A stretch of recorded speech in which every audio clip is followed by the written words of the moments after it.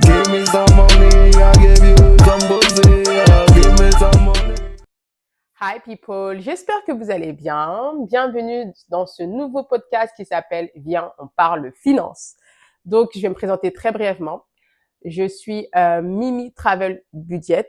J'ai créé cette chaîne YouTube pour pouvoir montrer on va dire, me challenger sur ma gestion budgétaire. Parce que plus exactement, en fait, j'étais une très grosse dépensière, j'étais même une schizophrène financière, c'est comme ça que je me définis. Pourquoi? Parce que j'avais toujours tendance à blâmer le système bancaire, à blâmer les gens. En fait, je ne me rendais pas compte comment est-ce que je dépensais mon argent. Et je trouvais ça un peu pathétique parce que limite, j'arrivais à gérer mon argent quand j'avais un but précis. C'est-à-dire, s'il fallait que je parte en vacances, ok, là, je me dis pendant X temps, je vais être focus sur justement économiser. Mais après, quand ce but était atteint, ça y est, je revenais la Mimi d'avant et c'était assez délicat. Pour moi, je trouvais que c'était pas viable à long terme. Et donc en fait, alors j'habitais à Paris.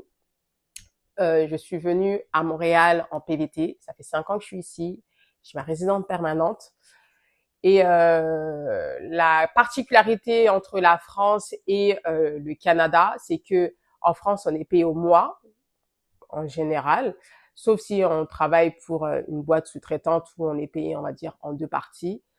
Et ici, on est payé aux 2 semaines ou à la semaine. Tout dépend de l'entreprise, mais en général, c'est vraiment aux 2 semaines.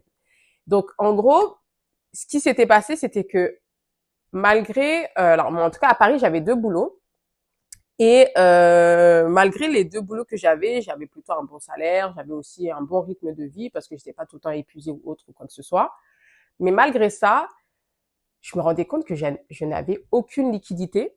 En fait, j'en avais pas beaucoup, pas autant que j'aurais pu mettre de côté en fait. Et là, je me suis dit c'est pas normal parce que on a beaucoup de facilité en France de pouvoir, on va dire, faire les courses à prix abordable.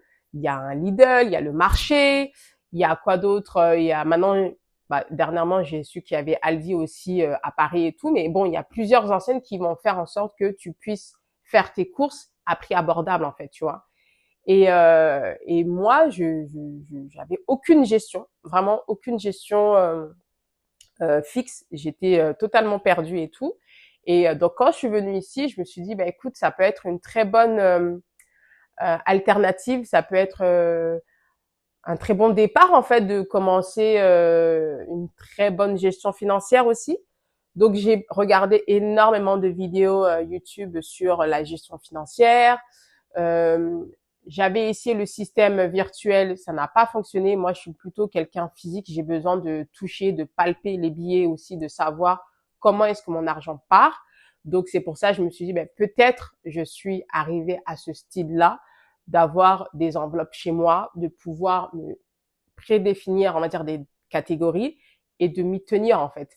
Parce que, tu sais, quand tu laisses ton argent dans ton compte en banque et tu te dis, OK, d'accord, je vais dépenser X temps euh, chez Sephora, tu vas dépenser X temps pour le massage ou autre. Euh, tu n'as pas une... En tout cas, moi, j'avais pas de suivi, je n'avais pas un réel... euh, une réelle, on va dire, pensée, mentalité par rapport à cette gestion. Et là, je me suis dit, OK, non, je peux pas continuer comme ça parce que t'as beau faire genre des calculs mentaux et tout, si tu n'es pas assidu, ça ne fonctionnera pas. Donc là, je me suis dit, OK, bah écoute, je vais tester le système des enveloppes physiques et si ça fonctionne, tant mieux. Si ça ne fonctionne pas, ce n'est pas grave. Au moins, j'aurais testé. Et en même temps, je me suis dit, franchement, je n'ai strictement rien à perdre. Donc après, à force de regarder plusieurs vidéos YouTube, je me suis posée et je me suis aussi comme questionnée. Je me suis dit, alors aujourd'hui, c'est quoi mes réels besoins? Quel pôle de dépenses je voudrais avoir et quel montant je voudrais allouer à ces différentes enveloppes. Donc j'ai plusieurs types de catégories. J'ai ma catégorie fixe qui est le loyer, l'assurance habitation, internet, internet j'ai mis. Après, j'ai le transport aussi. Ça, je le compte dans une dépense fixe parce que tous les mois, je vais recharger ma carte de transport. Ça s'appelle la carte Opus ici. J'ai tout ce qui est les investissements, donc les CELI, les REER. Ça, c'est des dépenses fixes pour moi. Et je mets aussi mon abonnement à la salle de sport. Pour moi, je compte ça comme dépense fixe. Et après, j'ai tout ce qui est dépenses variables. Donc, les dépenses variables, ça dépend de chacun. Moi, j'ai tout ce qui est groceries, eating out, fun, from me, travel, gift, home.